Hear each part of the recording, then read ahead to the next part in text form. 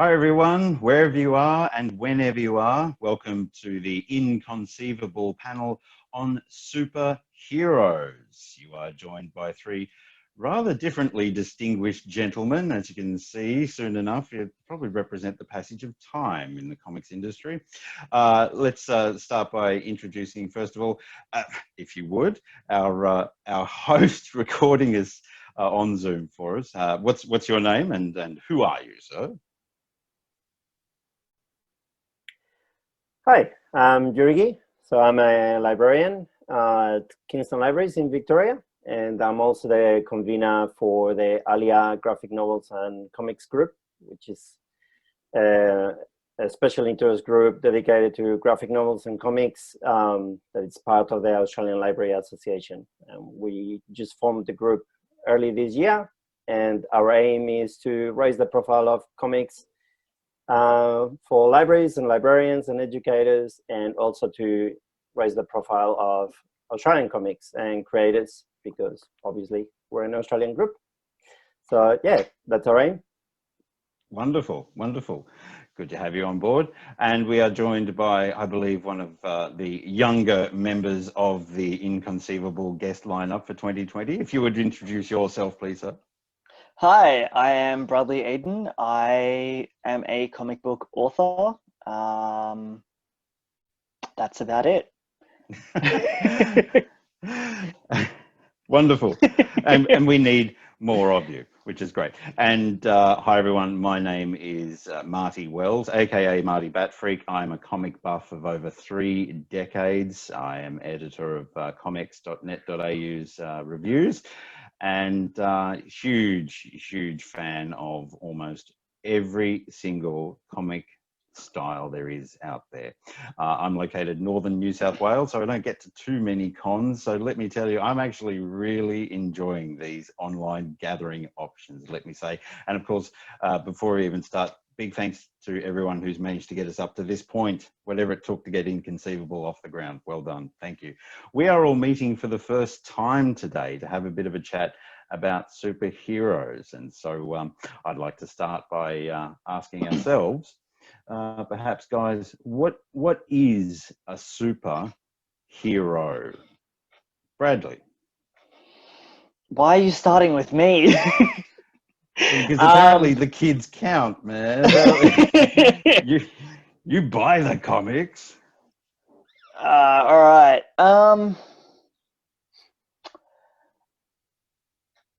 I mean, I guess what would really differentiate a hero from a superhero would be, I guess, the abilities and other types of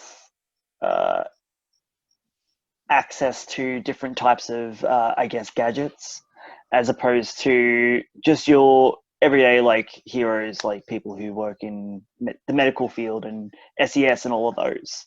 So I guess like your superheroes would be the ones that are above that level already and shoot laser beams out of their face. I don't know. I've never really thought about it, to be honest. Yeah, exactly. Yeah. So long as you're rich, mutated, and helping people, I think you're all good. Like that's the check boxes. Okay, all right. No, very succinct set of answers there. Your description, obviously ticking boxes on the shelf. Yogi, how about yourself? What's a superhero for you, mate? Well, I think it depends. I don't know. I mean, for me, for example, I don't know, Tony Stark doesn't seem much of a superhero to me most of the time. You know, he's an alcoholic. He's a womanizer. He's a complete ego, and you know, he's a millionaire because he created weapons that killed a lot of people, and I assume a lot of innocent people as well. So it depends on how you look at it. For me, yes, everything that Brad said, plus they have to be good, you know, and in the last 3 decades, I guess we had this kind of turn towards some more grim, cynical, hard-edged kind of superheroes, which has been fun to read. Don't get me wrong. I mean, you know, I was a kid buying comics in the '80s, and I loved The Dark Knight Returns when it came out, and I loved Watchmen when it came out. But interestingly, I'm kind of a little bit sick and tired of it. You know, not every hero needs to be grim and dark and hard-edged. Yeah, and you want that campy, like superhero stories again. Yeah. Yeah, look, interestingly, like actually in the last few years, one of my favorite series to read has been Miss Marvel with Kamala Khan, and yeah, right. I think for me it's kind of it's brought back memories of me reading Spider-Man as a kid. You know, it's young, it's fresh, it's fun, it's funny. You know, it's got superheroics, but it's also got that kind of slice of life built into it. You know, and yeah, so I still like Batman. I love Batman, and I still like you know, the dark and grim. I read Punisher recently, and yeah, it was enjoyable. But yeah, I have noticed that in the last few years, I'm kind of looking more for kind of positive. There's enough darkness in the world at the moment. Definitely. Yeah, gotcha. How about you? Well, for me, my new and more mature definition would have to be someone that exceeds expectations, because I did hear how Brad focused on physical aspects or powers, and for yourself, the idea was about disassociating from just being a human of poor character. A good person is a human of positive and exceedingly, you know, uplifting character, a role model. For me, I'm happy now, having read all these books over all this time, to say the superhero exceeds expectations. We read them because they have this ability to go beyond what it is they normally do. We're already impressed by what they do every day. They fly, fantastic. They create things out of a ring. They move their hands and magic happens. All right. So that to them is just what they do. They're already impressing us. The superhero is the one that has a storyline that it suggests they can still reach another echelon of whatever it is they're aspiring to. And I think that for me, that at least leaves it within the realm of, I don't have to worry about their morals too much. I agree with you. I found heroicizing Tony Stark to be odd, but I didn't make a fuss about it. You know what I mean? I just sat back and go, very pretty. Let's watch. Yeah. That's cool. You know, and it was because I'd been waiting for these things to be celebrated for decades. So when they were, I didn't suddenly sit back and go, oh no, you know what a villain is compared to a hero. I haven't got time for that. I really haven't. So at least I'm just happy for a book to impress me if it has that potential to exceed. I like that. I do. I suppose on like the flip side of the whole Tony Stark argument is the story of redemption there, I guess, from him trying to right his wrongs of being an arms dealer. Yeah. And I can only assume that the alcoholic side of things is probably the guilt and things that he does feel from his previous life. Or I'm just projecting, one or the other. No, you do have a valid point, because we have to remember, obviously, these titles wouldn't survive if they weren't able to throw in, but you can only human do this elements for so long. Yeah, it only lasts for a certain period, as it should. We all, you know, we grow with our favorite characters. They have to too. They have to evolve. So I like the idea that your average superhero shouldn't fly. You know, that's probably the one step back they should just leave for us to determine. You know, we'll talk about, for example, how these people all ended up from being subjugated by ourselves 3 different ways up onto the big screen and the small screen. We'll come to that a little later in the panel. But I'm wondering, Lurgy, if we could please go back to, you mentioned Australian content. I'm very excited for the Australian comic scene. I'm very excited. I feel something in my bones that says we're going to get a new wave this decade of Australian content. What's your perspective? How's things going? What's the weather like down under? Okay, so I guess I'm coming to it as a little bit of an outsider. Like, I'm still learning, you know, about the Australian scene, because obviously you can tell by my accent that I come from somewhere else. But you know, I think it's really exciting. You know, I've found that there are great creators and great books, and so I'm really excited, and that's part of what we want to do in the group, to raise their profile, and hopefully more libraries will also have more Australian content, because that way people will also find them, people will read them, and that's one of the beauties of libraries, I guess. You know, you can try different things, you know, because it won't cost you won't pay you know, $30 or $40 and then read it and think, I wish not for me. I could buy something else, you know. No, give it a try, and then if you like it, and that's what I've always done in my life, actually. When I was a kid as well, I used to go to the library, read something, have a go at it, try different things, and then there were things that I found that I really, really liked, and then I bought, and are now on my shelf, you know. So that's how I discovered, for example, I don't know, Moebius and Jodorowsky, you know, and the Incal and all those things. Yeah. We're at the library. I read them probably a little bit too young, but the librarians didn't know, and that was fine. And you know, and now they're sitting on my shelf, because you know, Moebius is my favorite actually artist. You know, comics. So you know, with Australian content, same thing. And you know, and we're actually talking superheroes, and I'm gonna mention a title that's actually a little bit different. So it's for kids. It's not for adults, you know.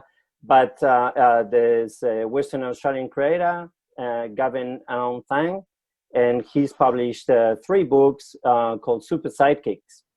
And you know, basically when I discovered about when I heard about it, when I discovered it, I thought, this is a brilliant book, and I bought the first one. I brought it home. My kid read it. He's in the perfect age for it. You know, he's 9 years old now, and he absolutely loved it. And 2 days later, we went back to the bookshop and bought about 5 more copies. And basically, you know, he gave them to his best friends, and he also gave a couple to the school library. And you know, Wow. yeah, and it's a really, really great book. And he's published 3 of them now. Wow. And it's published by Penguin. But apparently, you know, it doesn't seem like it's sold very well in Australia. He's hoping that, you know, it will sell better in the US, which is just published now in the US. It's an awesome book. And it's about this group of kids who were the sidekicks. And, you know, they're always sidelined, and they do all the dirty work, and they're not treated very fairly by their main hero, who is a grown-up. And so they decide to form their own group called Super Sidekicks. And they actually show that they can be better heroes than the grown-ups and the so-called main heroes. Yeah. Now, really fun books. Far be it from me to draw the parallel there between that group and the Teen Titans. Yeah, I thought the same thing. Isn't it funny, though, how it took me all the way to the end of that descriptor to go, oh, hang on, We've heard this before. I was still dead set interested. What I love about Australian books that I've read so far, and I did read my first Australian comic book, aka graphic novel, in a library. I have a library to thank for that. I cannot recommend people take this opportunity to rediscover their library. It sounds cliched. It should not be. There is no way any comics distributor would say, "Oh no, I feel threatened by a library." How? They've only got one copy of it. You know, it's just you still appreciate it. You care for it. So I love that. But when it comes to stocking Australian books in a library, how's that been so far? Like, you're obviously responding to a situation there. Is it because there hasn't been enough Australian content coming into view in book form? Or that it's just been overlooked up to this point?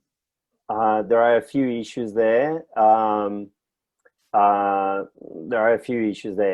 So one is librarians not being aware of Australian creators and graphic novels, and because a lot of them are published, self-published or by independent publishers. So that's an issue. Another one is also that a lot of the books published in Australia, the way that, how can I explain this succinctly? Basically, libraries have their own kind of red tape, and basically we buy from library suppliers. So we can't, most libraries, we can't just go to any bookshop or Amazon or anything like that and just buy, or buy directly from the creators as well. It's usually not allowed. So you need to have your book with a library supplier, and most creators don't know about that. I find also, we don't have, we don't stock floppies, so it needs to be like a trade paperback or a hardbound kind of perfect binding kind of thing. Yeah. So there are issues around that. So that's part of what we want to do. Actually, we want to raise awareness to creators and say, this is how you can do it, and this is why it's important that you're with these library suppliers. But it's not easy. It's not easy.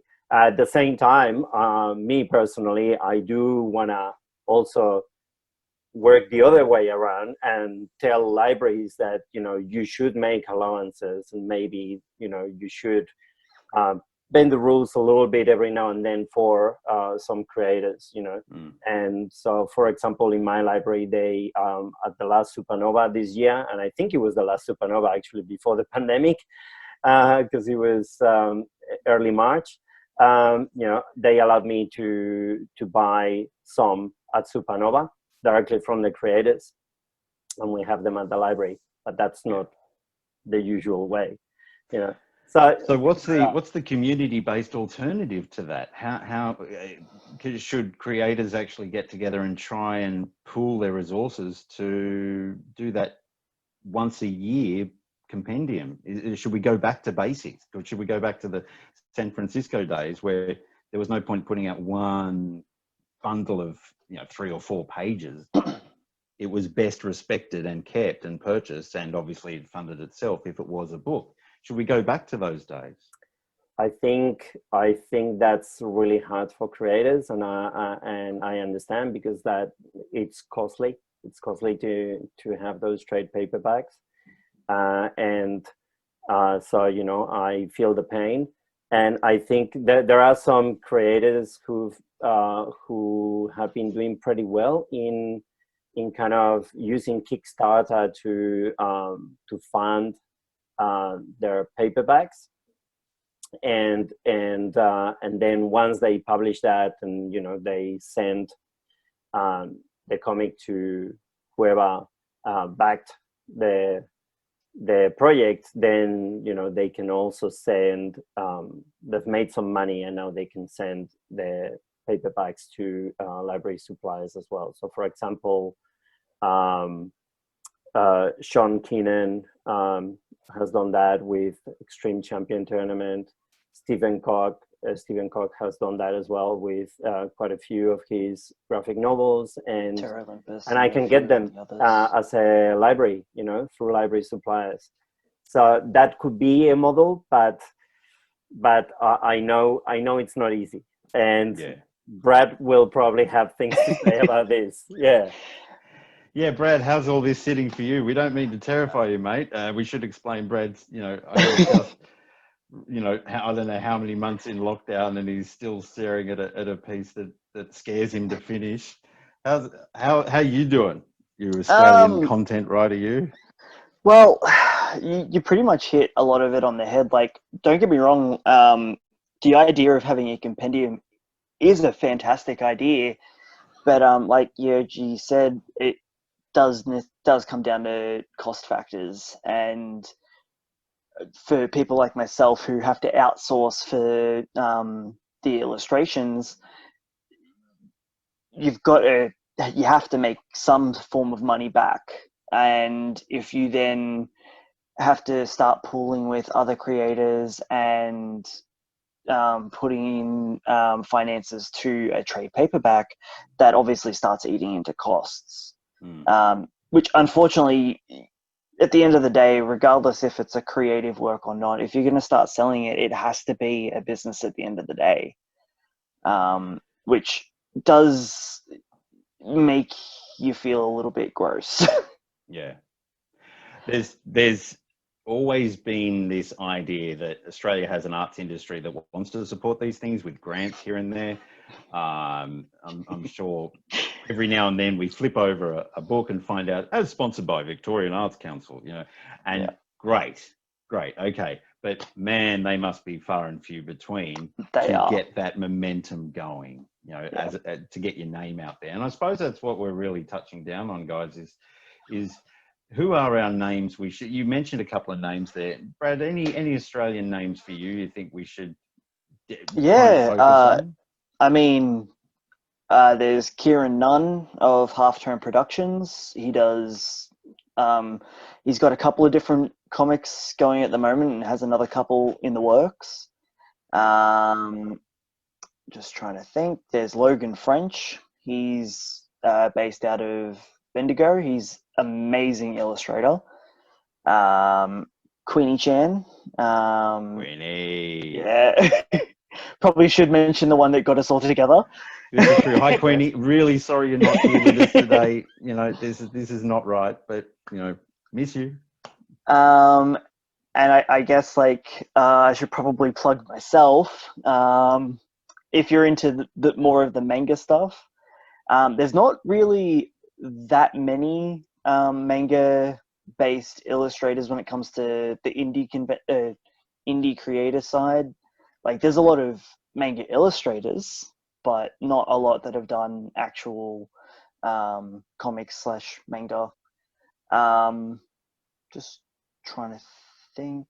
There's Aaron McGowan, Ryan K. Lindsay. Yeah, I love Ryan's books. Yeah, he's good. He's really good. I can mention a few as well, by the way. Yeah, go for it. I love Bruce Mutard as well, and he hasn't published anything for some time, but I hear, because he's been busy, he's been doing a thesis, and you know. But I think next year he's going to publish quite a few of them. There's someone else who hasn't published for a while is Craig Bruin. He did a comic based in Melbourne. Very sort of like a Batman type of comic, but with more of an Australian twist on it. It was really cool. Yeah. And then I love Killer Roo. Yes. Oh, yeah. That I really, really love. Yeah. Have you seen the new sheets? My goodness me. Yeah. Whew.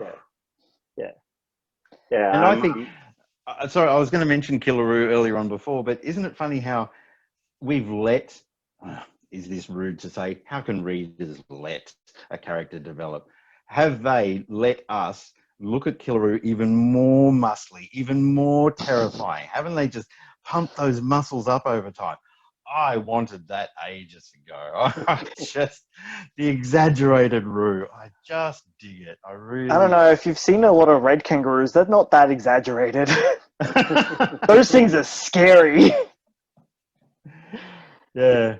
Someone actually said to me the best thing that a comic creator in Australia could do right now is to perfect the red back. If we could just get the red back into a comic book in a horror style, it would sell. Yeah, just behind the toilet, everywhere, just absolutely everywhere. Yeah. Don't give him a name, just that red back. Yeah. Anyway, yeah, we've got some great stuff. Like there's also Absolutely. Gestalt. They publish some good stuff as well. I recently read Exilium as well. I loved it. How was that? Really loved it. I read the whole first season essentially. So I bought the thick volume that collects the whole first season.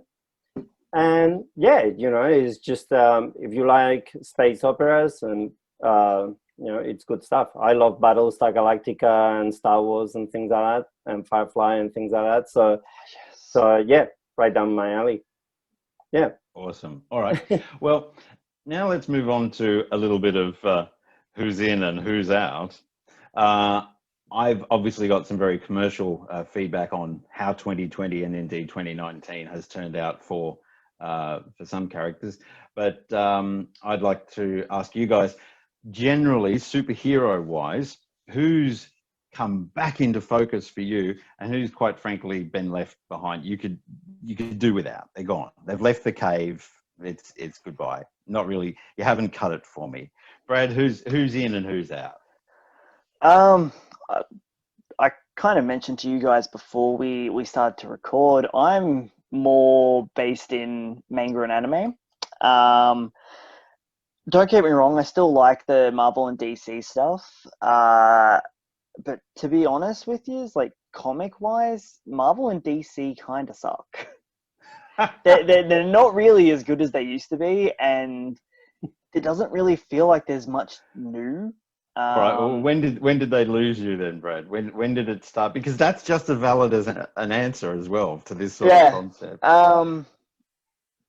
Probably, honestly, when I started getting more into manga, because I think the landscape's very different over there, where they're not stuck on using the same group of superheroes and characters for decades upon decades and recycling and rehashing the same stories and characters. It's almost like it is more, I guess, like more independent stories where they've got a bit more funding. Granted, their work hours are horrible, but like releasing a comic every week is insane. But that is a hell of a production schedule. Oh yeah. And like, don't get me wrong, they've got big teams, but still, it's insane. Yeah. Yeah. Look, I did kind of get into Spider-Gwen, but even like the way that was kind of handled, like there's seems to be this really big stigma on origin stories, especially for like established characters like Spider-Man, that you should just skip over that because these characters are already well known and things like that. I don't know if either of you have read Spider-Gwen, but it's really jarring, that first chapter, because it also kind of spins off from the Into the Spider-Verse series as well. So you kind of jump in and it feels like you're already halfway through. You've missed reading 2 trade paperbacks and you're just not really sure what's going on. And it kind of has a previously on Spider-Gwen on its first issue. If I can butt in there. Yeah, go for it. With my one as a fan and as a reader of Marvel comics, and two as a librarian, that's one thing that drives me absolutely insane. And actually, Marvel is the biggest offender DC does it as well, but it's with Marvel is worse, and that is exactly that. You know, as a reader, unless you're completely committed and you've been following the last 4 decades or 5 decades of comics, you always kind of feel like I'm kind of butting in, but I'm not. Yeah, you feel like a bit of an outsider. Because they don't make it easy, you know. And there have been months when, for example, like around the Captain Marvel movie when it came out, around then there was a month when there were 3 Captain Marvel #1 issues. Yeah, so that's issue not number one, confusing at 3 all. different collections, and you're like, you're not making it easy, man. You know, do you want people to actually read your comics and to follow them? Because it's not easy. And the other thing is kind of the constant reboots and things like that. And to be honest, as much as I love these characters because I grew up with them and have read them for so long, at the same time, I kind of wish that at some point they would say, okay, you know, this one's dead and it's actually dead. Yeah. You know, and now someone else will take the mantle and will stick with it, not like, you know, in a year we'll kind of reboot it again or get it, you know, resurrected somehow. No. Let me throw my 15 cents in.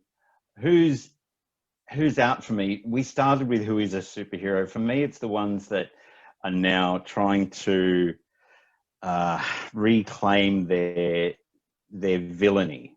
You know, it's the ones who have stepped back into the good light and have said, "Oh no, I can be dark again."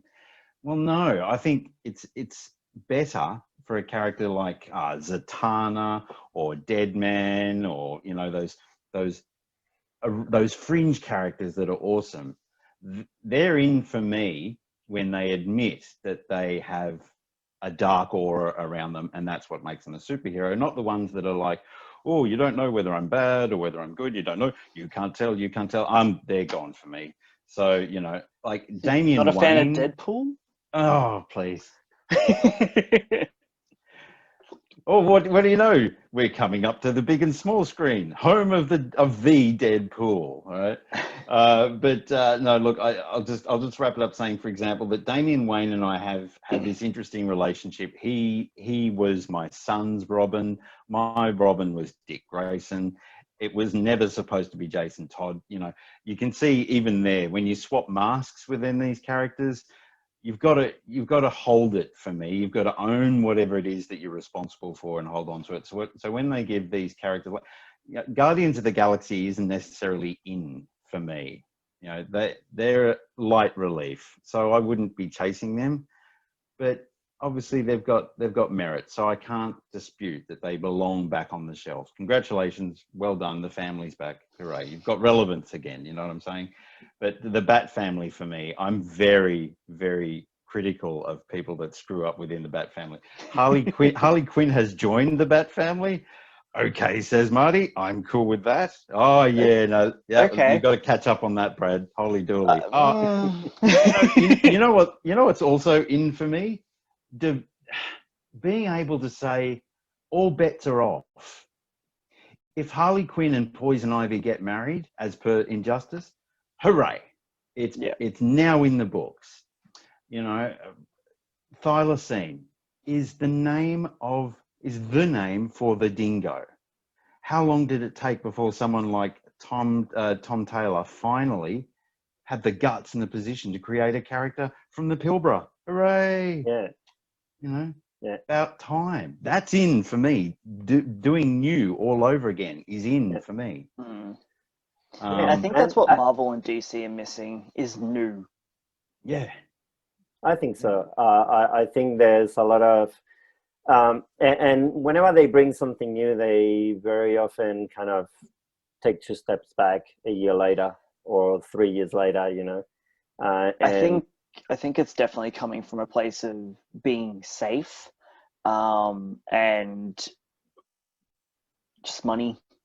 Yeah. Just them trying to have a consistent business revenue, and the creativity is kind of not necessarily left at the wayside, but when it comes to new things, they're very apprehensive of trying anything that could fail. Yeah.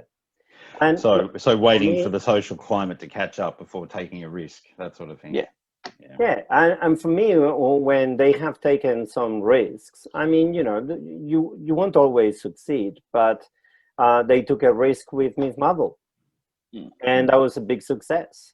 They took Jason Aaron took a risk when, you know, suddenly Thor, Jane Fostay's Thor, and there was quite a bit of backlash as well.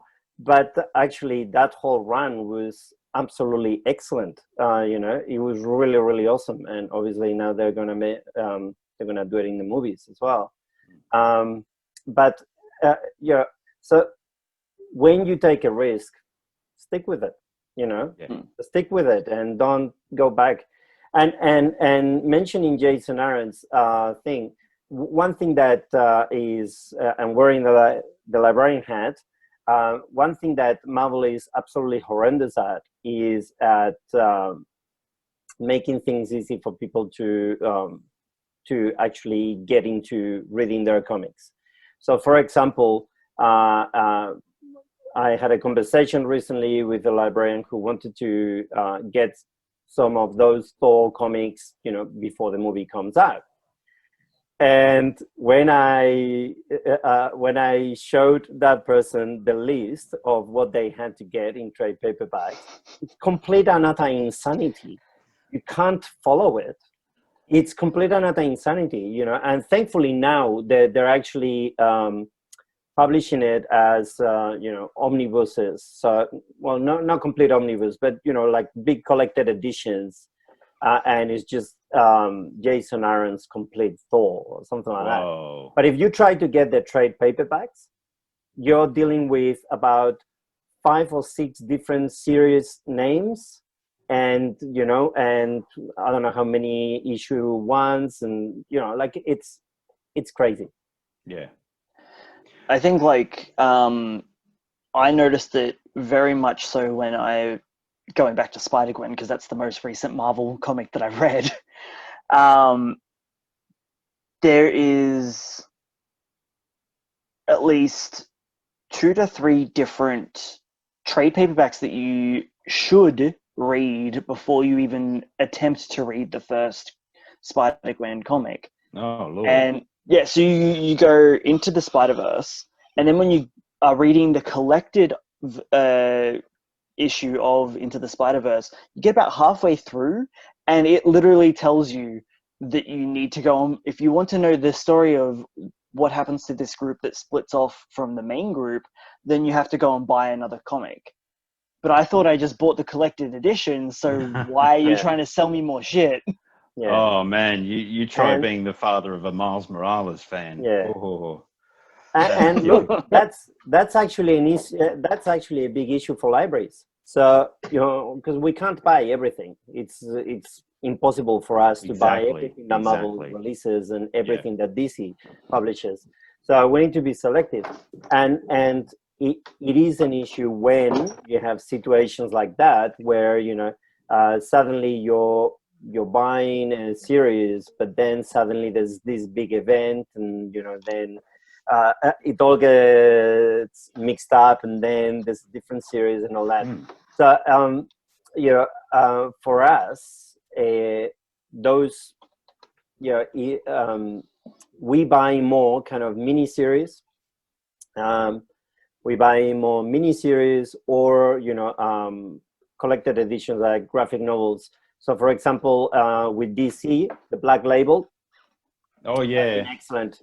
So the Black Label has been excellent. They've published some great content, and that's easy for libraries because we know that we just buy that graphic novel, period. And that's it. You know, yeah. But getting, for example, into a Batman ongoing or a Spider-Man ongoing or things like that can be difficult for us. So we need to justify it in, you know, if it's not being borrowed that much, it may be something that we don't have.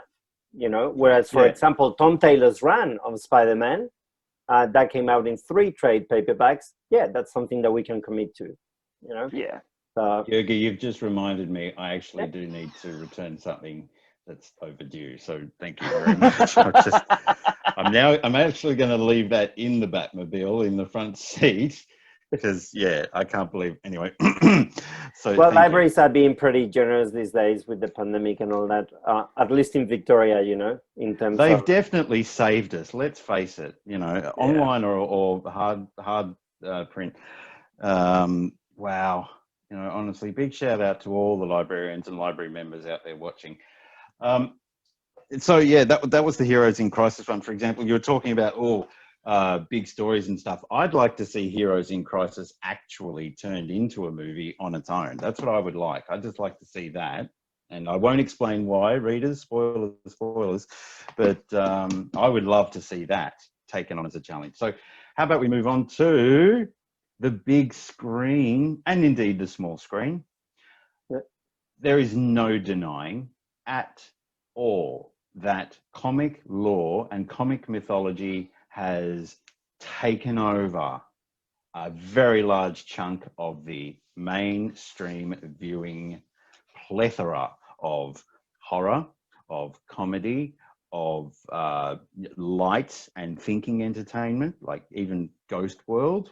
Let's go back to the 90s. But more so importantly, superheroes. We can't get them off our screens. Oh my God, you're not wrong. And how's that sitting for you, Brad? I mean, just harkening back to even like what we were just saying, like with the latest few Marvel movies, it feels like you need to sit down and like spend at least 2 days non-stop just watching movies to get caught up to watch Endgame. But in saying that, I really do enjoy all of the Marvel movies. Like, I don't think there's been one that I really dislike. DC is another story. Don't get me wrong, I didn't make any of it. It's fine, bro. I love their video games. They're usually really, really good. When it comes to a lot of their more recent stuff where they're trying to be dark and edgy, it just kind of feels like it falls flat on its face. And I think where DC flourishes a lot more is its campiness, even if it is still a bit dark and edgy. Like, you look at the Tim Burton Batman movies. Like, they were dark-ish, but they also had a very comedic campiness to them. Yeah. I still enjoy the Christopher Nolan Batman movies, but anything like sort of past that, it's more of like a guilty pleasure of how they're going to stuff this up. And just, it's like watching a car crash. All right, cool. All right, let's make this easier for you then. 300 or Watchmen? Watchmen. I'll say Watchmen, but the TV series, not the movie. Oh. Well done. I haven't seen the TV series. The TV series is excellent, and I was very, very, very, very, very happy that they actually ignore the movie and they actually follow the comic. And isn't that the wonderful thing, that they still do have these options? I really am up to pussy's bow with fanboys that insist, no, go back, do it again. You know what? They did it their way. Let it sit. Let it be bettered later on. Let's see if someone does it better later on. That's exactly what they did with Watchmen TV. I'm not the kind of person to be all hateful. You know, I'm pretty active on Twitter, but you know, I won't be there saying I was really upset. This movie was really crap, and you know, I didn't like it, and this and that. No, you know, if I don't like it, you know, that's my opinion, and that's it. You know. And I won't be signing petitions or anything like that. That's just where ridiculous. Do we live that's a thing? Yeah, I know that's just utterly ridiculous. You know, with Zack Snyder's Watchmen, for example, I thought it had some good aspects, and then there were some aspects that, for me, it grated a little bit. You know, so but you know, it's okay. That was his version, and that's it, you know. And when the TV series came out, or well, when they announced it, I thought that's a bit scary. I'm not sure how that's gonna work.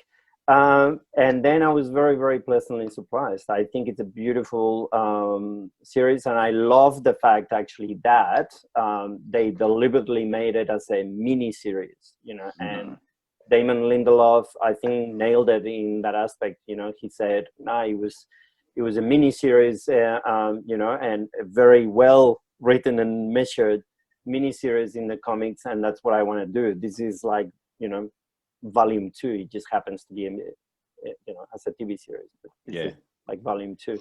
And I like that he had a bit of distance as well. So, you know, it's a few decades later. It doesn't follow exactly the events of the first one. Yeah, I wonder if this might be the sorry, Brad. I was just before I forget this question, I was going to say, I wonder if this might be the best time for us to start digging out those old '90s characters like Hairbutt the Hippo and you know, the Platinum Grit scene, and actually going straight up to Netflix and saying, "So this thing talks. Can we have a show?" You know, what, you know, have we got anything to lose? You know what I mean? Or is it? What do we reckon? What are the chances, do you reckon, guys, of being able to get Killaroo his own TV series? I think that we should definitely be probably more so going out and going for the people that are still creating now. So like, yeah, like Darren, myself, and other like creators and things like that. Like, it's all well and good having this stuff in the past, but I mean, are the people who created that even wanting to continue making something on that? Or, God forbid, are they even still alive? And I get that it's hard when it's something from your childhood and that it's something that you do resonate with so deeply. But I think for when it comes to things like Watchmen and how people get all snooty and hoity-toity, you kind of need to remember that at the very end of the day, it is an adaptation. It is not a one-for-one. Get out your dictionary and have a look at what that means. It's someone else interpreting that creative work and adapting and changing the medium completely. So there's never going to be a one-to-one, and if you don't like it, then that's fine. It's not for you. Move on back to the comic or the graphic novel. Yeah. If I handed you the chance to actually write the script for Battle of the Planets, the movie, would you go for it? What's Battle of the Planets? Ha ha! Oh, he's too young. Ladies and gentlemen, Battle of the Planets. Stop the clock. Beautiful. We finally found out how old Brad isn't. I loved Battle of the Planets as a kid. I was Dude, we were raised on this. Yeah. They were our X-Men. They really were. Yeah. So when was Battle of the Planets? Early 80s, late 70s, early 80s. Yeah, okay. Yep, that's definitely before my time. but now you're off to mentions a DVD store here, and you got, dude, this was marvelous stuff. This was up there with Astro Boy, who we know has been made into a movie. This is up there with Akira, which we know has been made into a movie. So I'm just fanging for BOTP on 16:9, you know.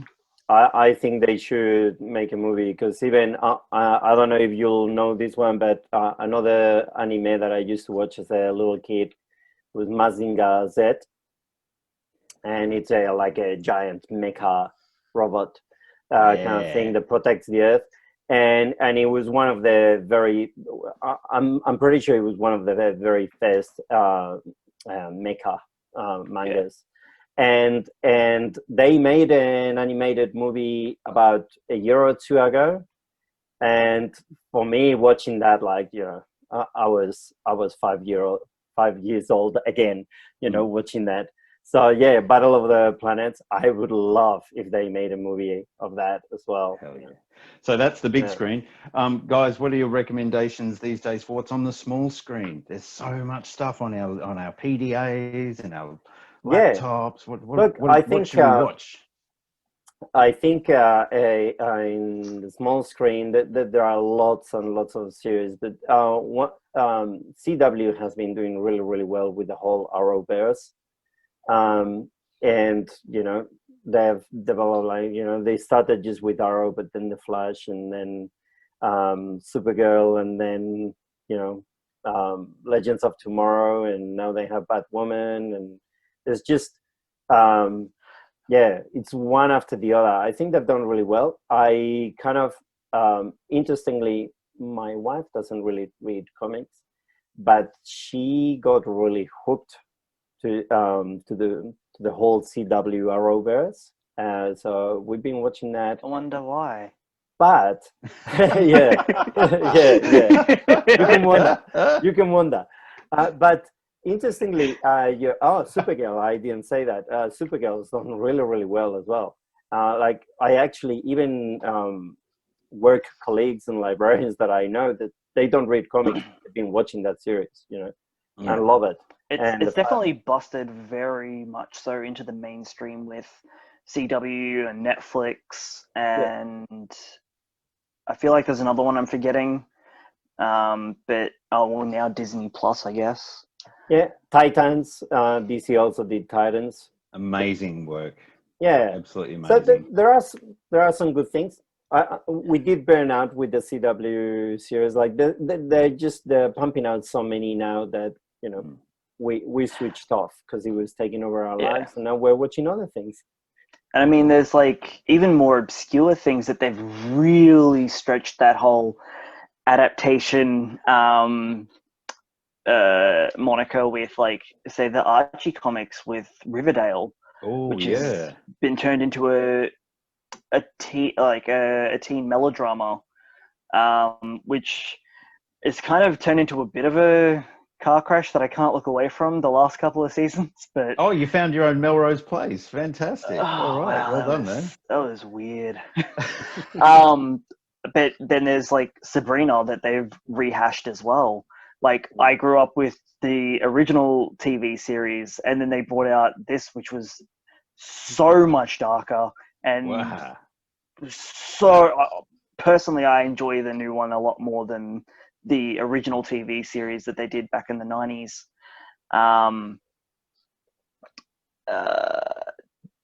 But I mean, going from an anime perspective as well, there's way too much stuff to be able to watch everything, even just in the anime sphere. Like, there is seasonal anime is a thing that every 3-month block there will be at least 20 to 30 new shows. Good. Including like continuations and things like that. Granted, pandemic has slowed that down, but like, there is so much content out there if you're willing to look and experiment with different types of medium. Wow. And then you've got things like One Piece that has been going since the late 80s, and is nearing on its 1000th chapter. And yeah. And my son's favorite at the moment, and he's quite obsessed with it, and probably his greatest hero is Son Goku. So Dragon Ball. I watched it as a little kid. I grew up with it, and now my son is watching it as well. So and I've got quite a few kids at the library who are completely obsessed with Dragon Ball Super and always waiting for the next volume. So it's really interesting time in manga and anime, because a lot of the Western stuff has integrated itself in a lot of the newer creators. So, for example, Hirokoshi, the guy who makes My Hero Academia, which is probably one of the new big heavy hitters in the last 5 years, he is obsessed with the MCU and loves, like, his favorite character in the MCU is Spider-Man. And you can really see the amalgamation of both of those worlds coming together in his stories. Like, My Hero Academia is, for all intents and purposes, X-Men on crack. Because like its core concept is that the entire world's populace has hit a new stage of evolution where everyone starts awakening what they call quirks, which are basically just superpowers, ranging from ridiculously amazing things that you can like literally destroy things just by touching all 5 fingers on something, to you can slightly levitate something or create a little flame on your finger. Like the scope is massive, and so that kind of opens up almost infinite possibilities for him in the terms of what he can do. And the interesting side of it is, what happens if everyone's super? I have a question for both of you in that regard. The opposite of the X-Men for me seems to be the Umbrella Academy. Yeah. I haven't spent enough time reading and watching, apart from sitting there and going, I love this. I'm not sure why. It's like X-Men meets Watchmen to me. Right.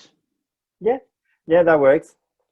There we go. That helps. I like it. But I find the number of people coming up to me and saying, "Oh, Marty, but Umbrella Academy, that's the way we want our heroes. We want them young and stuck with their lot and in a struggle." And I'm like, yeah, can't we move on to adults being stuck like that, or can't we move on to animals being stuck like that? You know, do you want to focus on kids all the time? So it's amazing the number of times we've mentioned X-Men, and how often I flash back to the very first X-Men movie in '99 or something that even bothered getting this whole momentum going. So I just one more question to both of you in this regard. Have we finally now reached that point where we have got this perpetual cycle of enough interesting storyline and content to go out there to feed the screen industry? Are we now in this perpetual motion of feeding it because people are wanting to catch up with it rather than reading like we do by default onto the screen? They just want to keep watching it. Well, there's definitely a lot of people who are watching a lot of TV series and movies that are, you know, adaptations of graphic novels, and they don't even know that they are graphic novels. You know, like I've spoken to quite a few people who love The Old Guard, and they didn't even know that it was a comic. You know, same with the Umbrella Academy or The Boys. They don't read them. They don't even know. In some cases, they don't know their comics. Sometimes they do, but you know, not interested in the comics at all. I feel like for TV networks and for Hollywood, it's a great, you know, a great way to just get content. They get stories. They get lots of stories, and a lot more cheaply. I imagine, you know. So I think for they're them spoiled it's for business. choice now. Yeah, they are spoiled for choice. That's exactly right. Yeah. I think that's we've hit that point. Yeah. And hooray for it. And for me, you know, in the last few years, the most interesting ones have been kind of new ones. So, you know, like I mentioned Valiant before, I mentioned Miss Marvel, but also Black Hammer, I really enjoyed. Yeah, cool. You know, it's not completely original, but it's something new, a different angle. And I really enjoyed that. It will be interesting to see as well, because in the last few years, the sales of comics, like the biggest selling comics, have been kids and junior and YA comics, and you know, and Scholastic has been absolutely killing it with Dogman and Reina Togema and things like that. And it's interesting to see that DC has been doing really, really, really well with their junior and YA graphic novels that they've been publishing, and now Marvel wants the same. So there are actually they've made a deal. They've made a deal with Scholastic, and the first one that they're going to publish is an original junior graphic novel with Miles Morales. So that's going to be interesting because obviously DC and Marvel have noticed that, hey, kids comics are huge. You know, we need to do something for that. And Marvel was kind of doing it already with IDW. They had a few series. John Somariva, actually, Australian artist, has been drawing some of those. The Avengers, Marvel Action Avengers. He was illustrating. You know, but I think this deal with the Scholastic will be a game changer, and I'm excited actually about kids accessing these easier to follow kind of standalone graphic novels for them. Yeah, I mean, loved the DC ones. I agree, and the good news is for us adults who could ever feel like things are changing too heavily, don't worry, guys. They're never going to draw a kid's version of Spawn. Okay, that's established. All right, we can. And even if they do, who cares? You've still got all the Spawn comics anyway. Yeah, it's not like they cease to exist. Man, yeah, sure. Darren actually, Darren Close had the idea of doing a kids version of Killaroo. And I thought that was exciting. And unfortunately, it hasn't been published, but I know he's got a few stories. I think he said that he just needs a few more stories to kind of all put it all together and to publish it. But, you know, I'd love to show my kid a junior version of Killaroo. That doesn't negate, you know, the adult ones. Oh God, no. You know, I'll admit it, I've still yet to even start on Kid Phantom to even get my head in on there. But I love that. I love the idea that we can take an icon and still find room to say, you know what, let's have some fun. Yeah. And I mean, at the end of the day, it's all entertainment. That's all it's meant to be, is fun. Regardless of if it's got underlying things to make you think or learn, at the end of the day, it's just to entertain. It's a story that someone wants to get out there to say something, and hopefully bring some sort of enjoyment to someone. Yeah. Cool. Well, guys, if we might wrap up with my surprise to you both. Yeah. I know we have a creator and I know we have a librarian here, so we can do this. How about we give the viewers our own pandemic hero? How about we come up with our hero for 2020? We'll worry about the name last, shall we? Because that's always a beach. So what would you can grab any powers you want. I'm not going to limit yourself. I know I'm going to throw in one I'm pretty sure could probably fit. But Yogi, what do you think would be the best starting point to try and create a pandemic superhero? I'm going to go in a different angle. You know, as a librarian, I would love a superhero that manages to make all the Marvel and DC series coherent and easy to follow, and is a superpower. and no more, you know, 3 number ones and Captain Marvel volume 1s or things like that ever again. You know, it's all coherent and easy to follow. Yeah. Right, so they can pick up any issue blindfolded, just feel it and go, this belongs in this part of your reading. Yeah. I like it. You know, definitely is a superpower. Sometimes I've said, like, I wish that Marvel and DC actually hired a librarian that would advise them on how to publish things. What a wonderful You know, idea. just to make life easier. Yeah, I don't know. Apart from that, I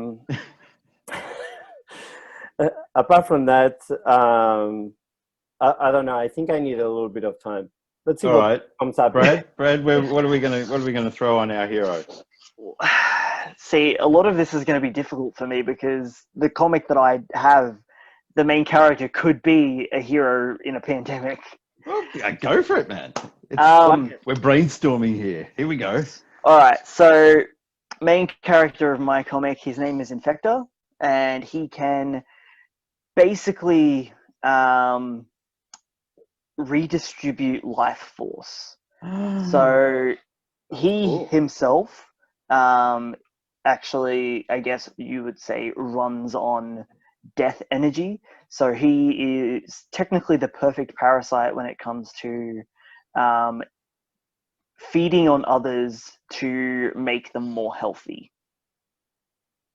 Nice. Nice. Nice. Okay. How can you top that? Sorry, I'm not gonna. Right, I know. So I'm like, Yeah. shit, I got no other ideas. I love that idea. I think it's excellent. Can we see something? What does Yes, please. He's got Infector he's look got like? proofs. Yes, please. You saw it here first, folks. Here at Inconceivable. It's a sneak preview inside Brad's studio.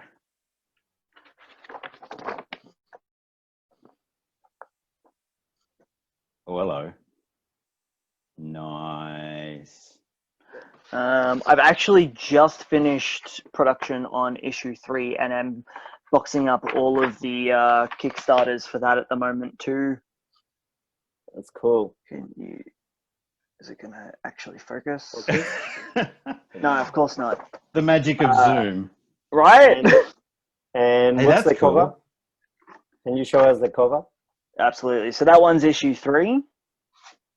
Yeah. That one's issue 2, and Oh, I like this that. here is the young man who can bring people back from the dead. Yeah. It's got a nice haircut. Thank you.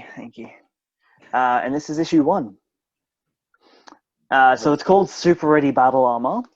Very manga title that's like this long. Cool.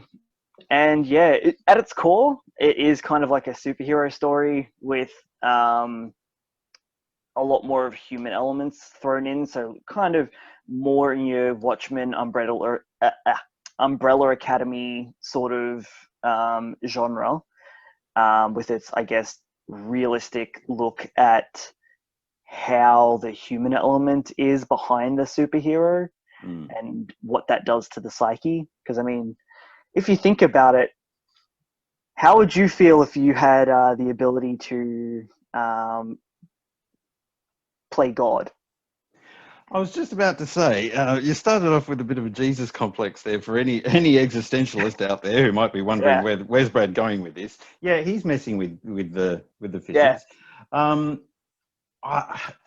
I've always struggled with the idea that we need more than one Manhattan. Didn't he prove to me, for me, and I love the Watchmen, didn't he prove that just can be used as the ultimate, shouldn't go there again every time? But I think what you're referring to is resurrection on its own. Yeah, just bringing them back. And that makes sense to me in the pandemic style, saving 180,000 that died in a day because he can do something. He manages to find out how he can do that. I love it. For me, I wanted to throw in something more survivalist and essential.